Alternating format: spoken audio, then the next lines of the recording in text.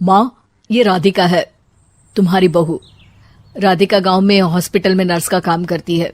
बस हम दोनों में दोस्ती हो गई और हमने शादी कर ली। राधिका, माँ के पैर छू। अरे चल हट नालायक। अरे मैंने क्या क्या सपने देखे थे कि तेरी शादी किसी अमीर घर में करूंगी और दहेज में लाखों रुपए लूंगी, और तू गांव की इस मामूली लड़की को मेरी बहू बनाकर ले आया। लेकिन बेटे की जिद के आगे सुनीता देवी मजबूर हो जाती है। राधिका सुनीता देवी को फूटी आंख भी नहीं भाती थी। तुम चिंता मत करो भाग्यवान, हम दोनों मिलकर अपनी बहू को इतना सताएंगे कि वो हमसे तंग आकर ये घर छोड़कर चली जाएगी। फिर हम अपने बेटे की शादी किसी बड़े सेठ की बेटी से कर देंगे, ठीक है?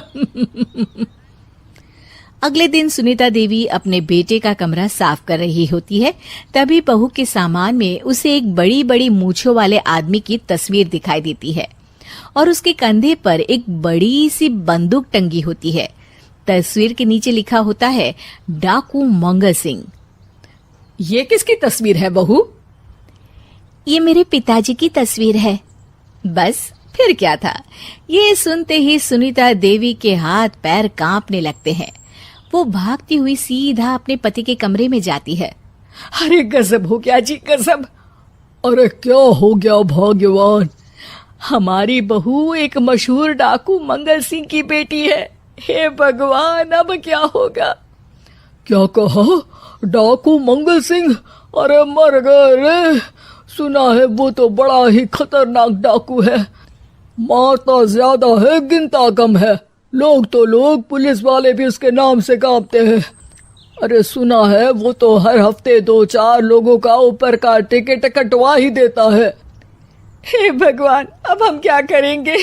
ये हमारे नालायक बेटे ने कैसी मुसीबत हमारे गले बांध दी।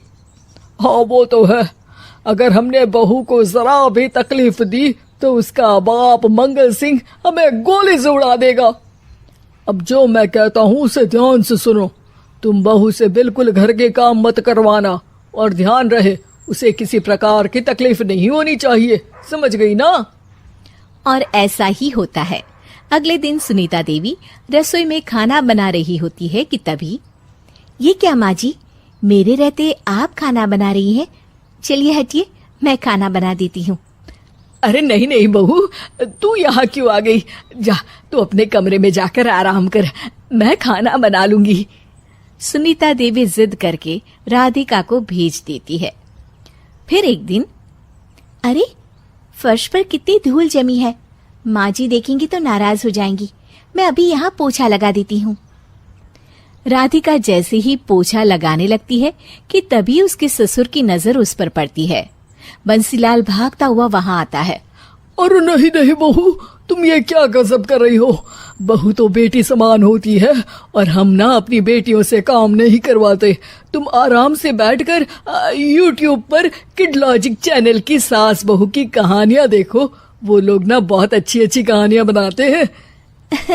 सच? आप देखते हैं? अरे मैं तो रोज देखता हूँ। शहर की बहू तो मेरी फेवरेट कहानी है। हाँ, ये कहकर बंसीलाल पोछा लगाने लगता है। इस तरह राधिका के सास ससुर सारा दिन उसकी खुशामद में लगे रहते हैं और उसे किसी महारानी की तरह रखते थे। कैसा लगा बहू? पिज्जा टेस्टी तो है ना?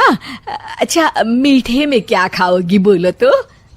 माँ जी, मुझे तो काजू कतली बहुत पसंद है और उसके बाद 1 गिलास लस्सी मिल जाए तो मजा आ जाएगा।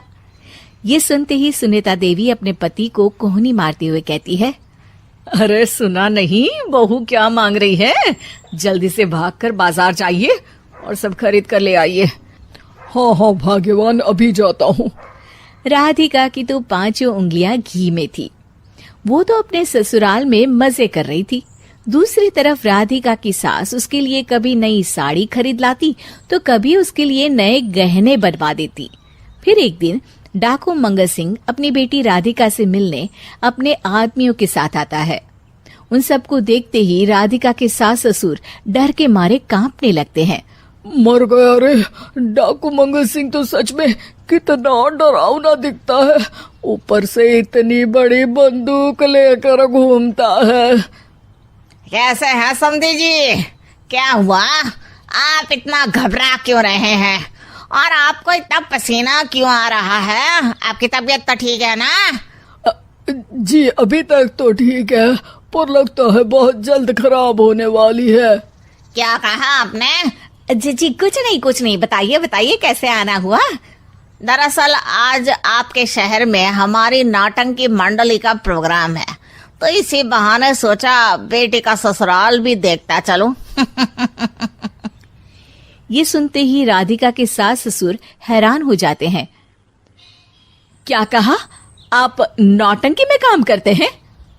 हाँ माँ जी, पिताजी डाकू की एक्टिंग बहुत अच्छी करते हैं, उन्हें तो कई अवार्ड भी मिल चुके हैं। और ये बंदूक, ये तो असली लगती है। तभी राधिका के पिताजी अपनी नकली मूंछ निकालते हुए कहते हैं, इस मूंछ की तरह यह बंदूक भी नकली है। ये तो छर्रे वाली बंदूक है, इससे तो मैंने आज तक चिड़िया भी नहीं मारी। और खोदा पहाड़ और निकला चूहा। इसका बाप तो मामूली नौटंकी वाला निकला, और हम इससे डर कर बहू की नौकरों की तरह सेवा कर रहे थे। आपने सही कहा जी, इसके पीछे मेरे कितने पैसे खर्च हो गए, और काम कर करके मेरी तो कमर टूट गई सो अलग। अरे बहू, तूने अपने पिताजी के बारे में हमें पहले क्यों नहीं बताया? राधिका मुस्कुराते हुए कहती है, आपने तो कभी पूछा ही नहीं ना माँ जी।